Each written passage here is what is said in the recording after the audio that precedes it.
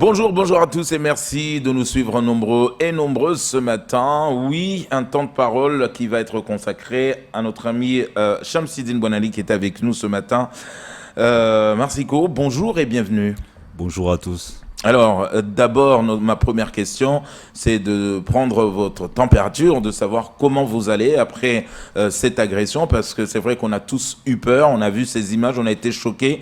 Pour nous, vous revoir déjà aller sur cette marche qui a été faite par tout l'ensemble de la mairie de Mamoudzou, on a été surpris parce que pour nous, vous êtes quelque part sur un lit d'hôpital. Comment vous allez ce matin ? Bah écoutez, je vous avoue que moi-même je suis surpris en ayant vu les images. Parce que étant dans l'action, en fait, je me rendais pas compte en fait de la violence et avec du recul que je me suis rendu compte que j'aurais pu y passer en fait. Et même au jour d'aujourd'hui, j'en reviens toujours pas. Ça fait tout simplement froid au dos quand on revoit les images parce que je me dis que étant des adultes, sincèrement, ouais, j'avais l'impression en fait que ces gens-là, ils étaient venus là pour tuer quoi. Or, je m'attendais pas du tout à ce genre de réaction en fait. Ouais. Donc, c'est violent, ce que vous dites là. Ces gens-là sont venus pour tuer. bah ouais, avec du recul, sincèrement, en ayant vu les images, parce que sur le moment, au moment où je suis descendu, je sais que j'ai pris des coups, mais je réalisais pas que c'était aussi violent à ce point en fait. Mais Alors c'est vrai, vous l'avez dit, vous ne vous attendiez pas. Hein. Vous, au début, quand ils ont commencé à attaquer ce camion, Ouais. vous avez envie de comprendre qu'est-ce qui se passe, pourquoi attaquer ce camion. Vous n'avez rien à voir avec l'arrêté du maire, c'est pas vous le maire. Vous n'avez pas, vous n'êtes pas la police municipale, vous n'avez pas ramassé leurs marchandises pour aller les jeter. Vous étiez en train de passer, donc et tout de suite, on vous a même pas laissé poser la question, qu'est-ce qui se passe? Bah, c'est exactement ça en fait. Nous, on revenait de chantier, il y avait rien, on n'avait rien à faire avec ces gens-là. On faisait que passer. Malheureusement, on est tombé. Enfin, on passait par là, vu qu'il n'y a pas d'autre route, malheureusement, avec ces genres de véhicules. Et il y avait un jeune en particulier, un jeune qui était habillé avec un short noir et t-shirt noir, pareil, et qui a commencé à nous invectiver. Donc moi, au début, je croyais que ça allait s'arrêter juste sur des mots. Et au moment où on se retrouvait bloqué avec des cailloux qui ont commencé à pleuvoir sur le camion, j'ai juste voulu descendre en fait pour discuter avec ce jeune-là. À la base, c'était pour lui que j'étais descendu parce qu'il me demandait de descendre. Moi, je voulais pas descendre malgré qu'il insistait. Je voulais pas descendre. J'avais même demandé à mon collègue de continuer notre route, mais il y en a 3 ou 4 qui sont venus tirer la porte du camion pour nous faire descendre. Au moment où ils ont fait ça, bah moi je suis descendu surtout dans le but de comprendre. Dans le but de comprendre, c'était pas dans le but de me battre ou je sais pas quoi, parce que si c'était pour me battre, je suis descendu directement pour aller chercher le gars et me battre. Mais c'était pas ça mon but, non, c'était juste essayer de comprendre le pourquoi du comment. Et malheureusement, il se trouve que je me retrouvais devant des gens qui étaient animés par d'autres idées, quoi. Justement, quand vous parlez de comprendre, ça rejoint la question que je voulais vous poser. Est-ce que vous comprenez leur mouvement, leur contestation quand ils ont défilé? Au jour d'aujourd'hui, franchement, non. Franchement, non. Je me pose même des questions je me pose des questions. Je pense que même beaucoup de Mahorais doivent se poser beaucoup ce genre de questions. Au jour d'aujourd'hui, je me demande vraiment si ces gens-là, ils savent pourquoi ils sont venus à Mayotte même, tu vois. Parce que si on va quelque part et on n'est pas d'accord de soumettre en fait aux règles du pays, c'est quoi l'intérêt? C'est vraiment quoi l'intérêt? Nous, on a tous eu la chance d'avoir un peu voyagé. Moi, quand je vais aux Comores, je vais à La Réunion, je vais, je sais pas, n'importe où, je me fais petit, je me soumets aux règles du pays. Donc, je sais pas, sincèrement, au jour d'aujourd'hui, je me pose beaucoup de questions qui restent sans réponse, malheureusement. On le sait, Marsico, que la mairie, en tout cas, condamne fermement ces actes de barbarie parce que oui, ce que vous dites, cette violence que nous avons pu voir dans ces images. Mais de l'autre côté, la mairie dit vouloir leur trouver une solution. Est-ce qu'aujourd'hui, vous, le fait d'avoir été agressé, est-ce que finalement votre colère est passée? Vous dites, bon, si le maire leur trouve une solution, tant mieux. Ou est-ce que vous vous opposez comme certains Mahorais qui disent, il faut même pas leur proposer quelque chose quand on a vu ce qu'ils ont fait? Bah, franchement, au début, au début, j'aurais compris que voilà, c'était bien d'essayer de négocier, de trouver une solution pour tout le monde, parce que je sais pas, il faut de tout pour construire un pays, il faut de tout pour construire une communauté. Mais au jour d'aujourd'hui, je vois pas l'intérêt, franchement, de négocier avec ces genres de personnes, négocier avec des gens qui sont même pas capables de respecter leurs paroles, parce que parmi les gens qui m'ont agressé, il y en avait qui étaient reçus tout de même à la mairie. Donc ça veut dire que ces gens, ils te disent blanc aujourd'hui et puis ils font noir derrière. Donc moi, au jour d'aujourd'hui, non, je demande plutôt au maire de persévérer en fait dans sa décision et de renforcer même sa décision. Donc au jour d'aujourd'hui, je lui demanderais même en fait de rompre toute négociation et d'être un peu plus ferme même, je dirais. Ceux qui vous ont agressé, vous avez envie de leur dire quoi?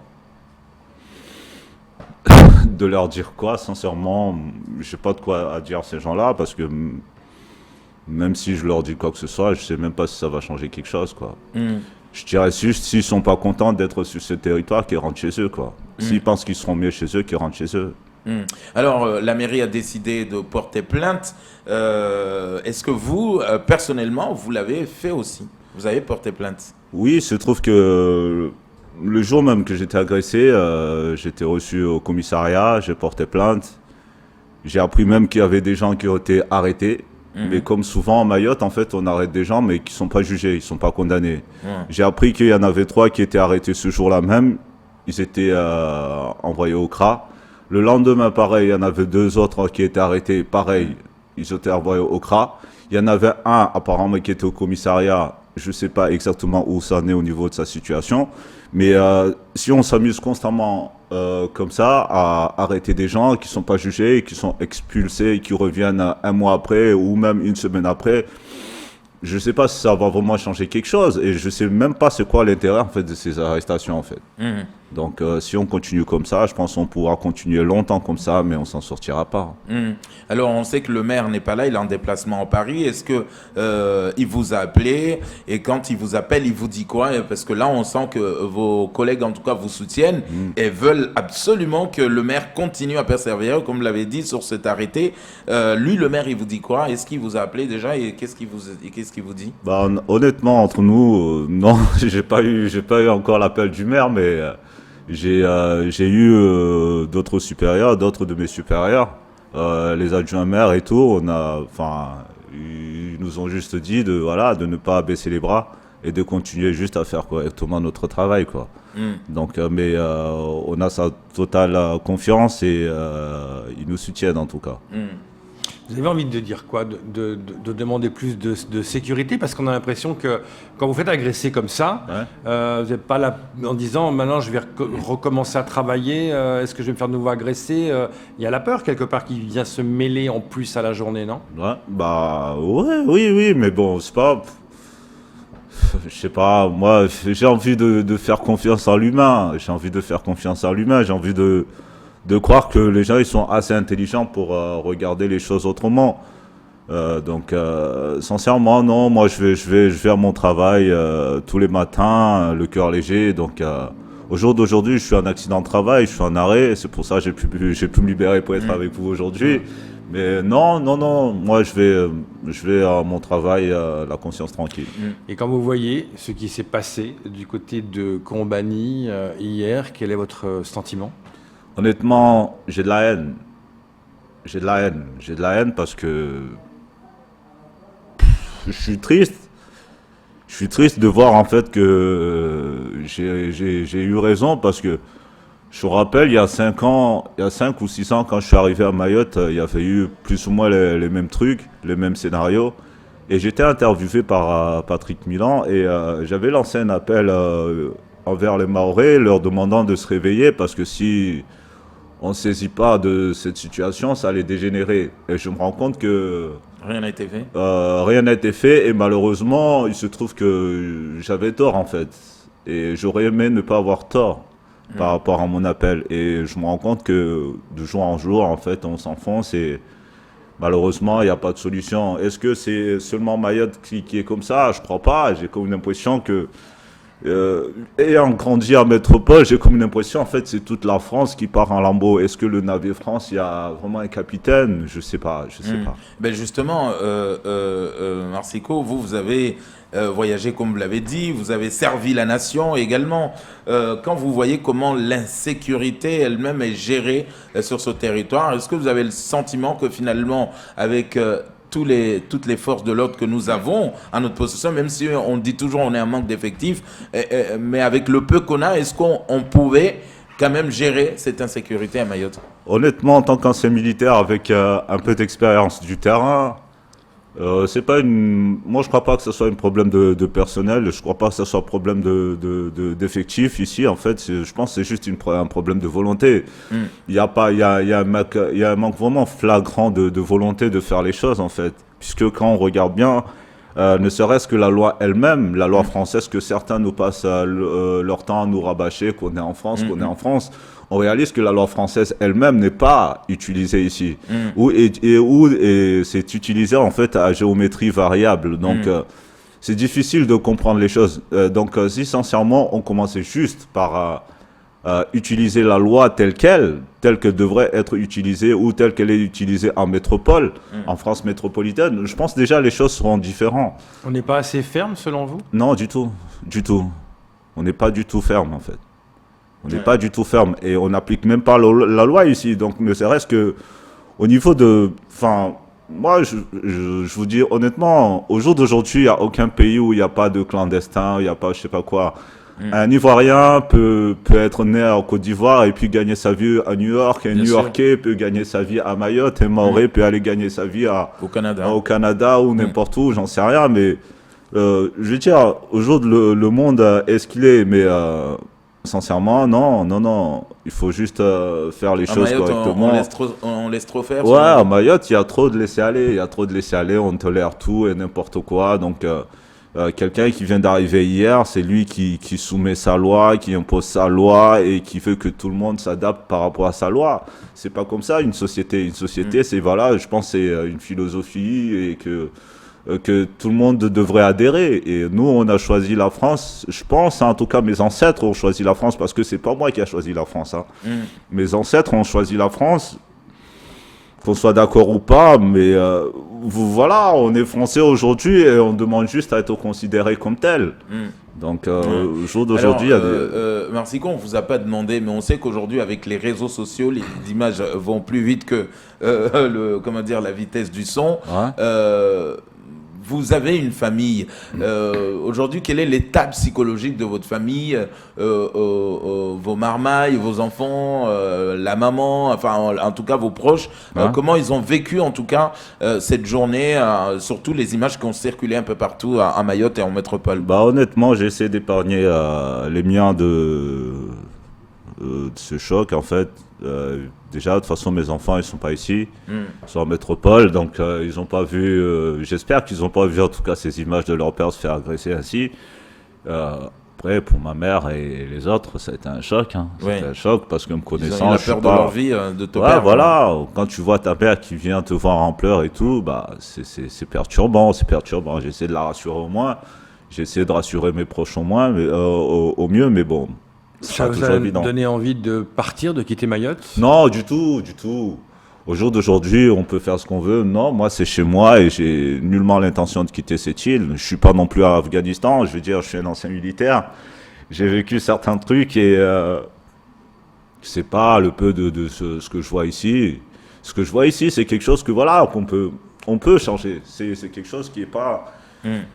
Je sais pas, si vraiment on a la volonté, c'est des choses... C'est pas une fatalité, quoi. C'est pas une fatalité. Pour vous, il n'est pas trop tard, on peut agir. Non, il est jamais trop tard. Ouais. Il est jamais trop tard. En tout cas, pas avec la situation, pas avec un territoire aussi minime que Mayotte, quoi.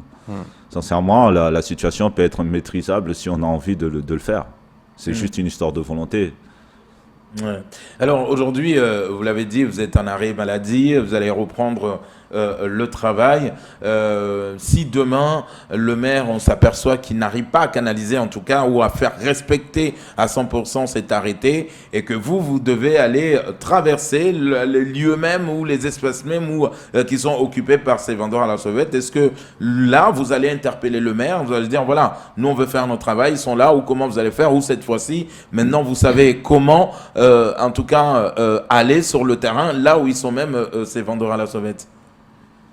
Ouais, enfin, chaque fois qu'on va nous demander de partir intervenir quelque part, hein, moi je vais y aller avec mes collègues, mais je pense que beaucoup de nos supérieurs ont pris conscience que on était exposé à ce genre de choses, parce que c'est pas la première fois que ça arrive. Hein. Ouais. Il y a déjà une année, à Passamainti, il y a des véhicules de la mairie, pareil, qui ont été carrément brûlés. Là, c'est pas le véhicule, c'est les agents qui ont été agressés. Donc, ça nous a pas empêché de continuer à travailler au mieux.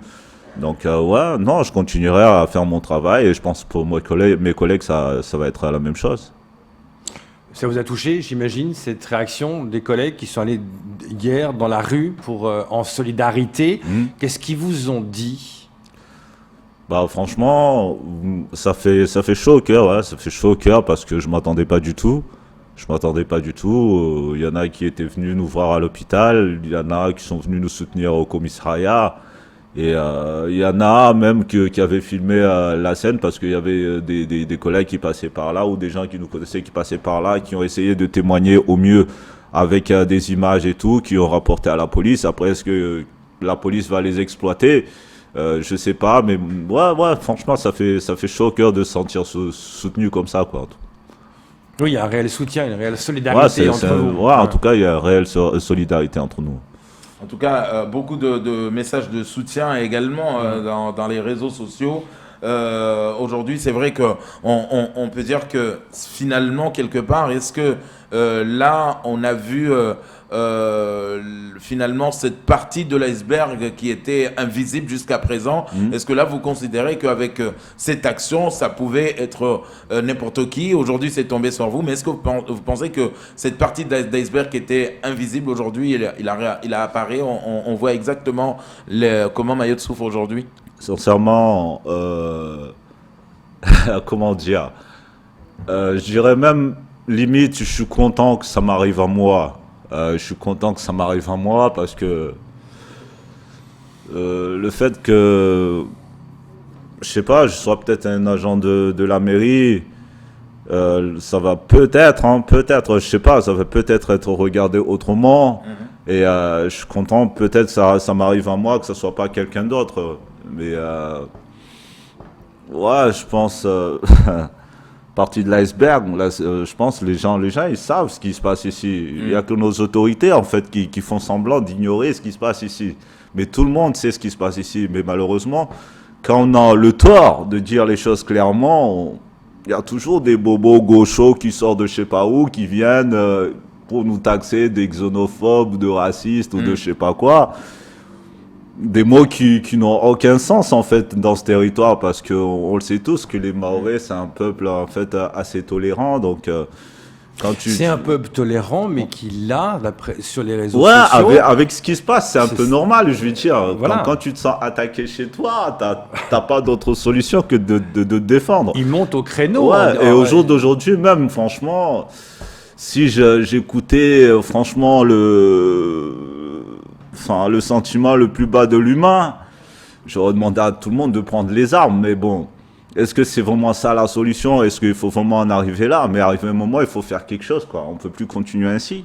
Oui, il y a eu beaucoup de gens sur les réseaux sociaux qui, on ne parle pas des armes, mais qui ont appelé les gens à se bouger parce que les autorités ne se bougent pas. Vous comprenez ce sentiment qui revient sur les réseaux régulièrement? Honnêtement, je le comprends parfaitement parce que on parle souvent d'autorité, on parle souvent des règles et tout ça, mais à un moment, même dans la loi, c'est stipulé que si tu te sens abandonné par l'État, tu dois pouvoir te défendre.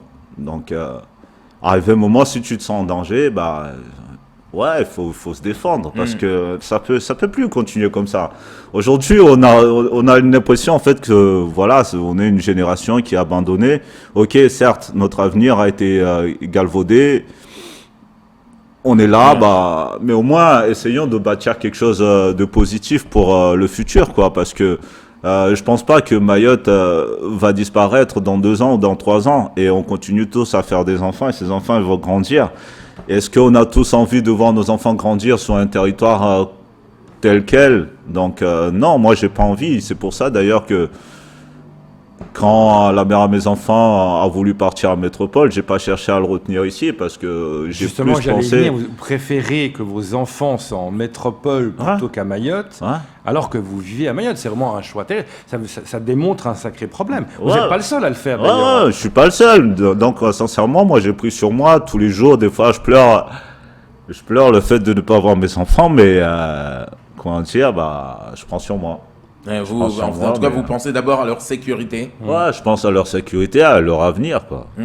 Alors, pour finir ce temps de parole, Marsico, la fermeté que nous parlons aujourd'hui au niveau de la justice, qu'est-ce que vous attendez? Est-ce que ces personnes, si vous pensez que s'ils sont en situation irrégulière, l'État ou la justice doit décider tout de suite de les éloigner, ou vous pensez aujourd'hui, par rapport à votre plainte, qu'ils doivent quand même être condamnés fermement? Moi, honnêtement, sincèrement, il faudra qu'on arrête avec ces histoires de clandestins, il faut éloigner. Non, on sait très bien que les éloigner n'est pas une solution. On va les éloigner pour qu'ils reviennent 1 semaine après ou 1 mois après. On sait tous que les gens qui ont été ramenés aux Comores, en fait, ils restent jamais aux Comores. On le sait tous. Donc, c'est...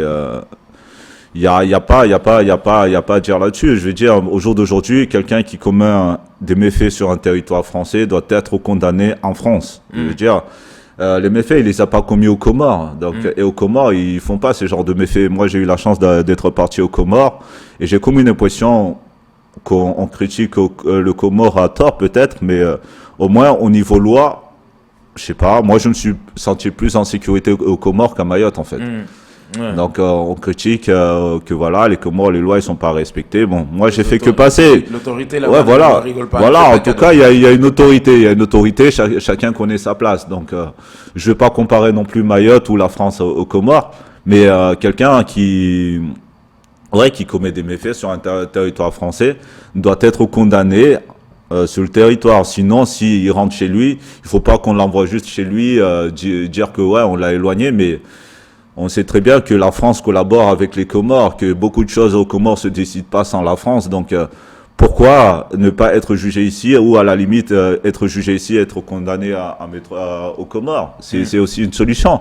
Mais bon, après, je suis pas un homme politique. C'est des choses que moi personnellement ça me dépasse. Mais je pense tout de même on devrait penser à ce genre de solution. En tout cas, merci beaucoup Marsico d'être venu ce matin nous faire ce témoignage de votre agression et bien évidemment on a vu les messages partout dans les réseaux sociaux. Merci Toute à vous. Mayotte vous soutient. Oui. Merci en tout cas d'avoir répondu favorablement à notre invitation. Merci à vous. Voilà, ça sera tout pour ce premier temps de parole.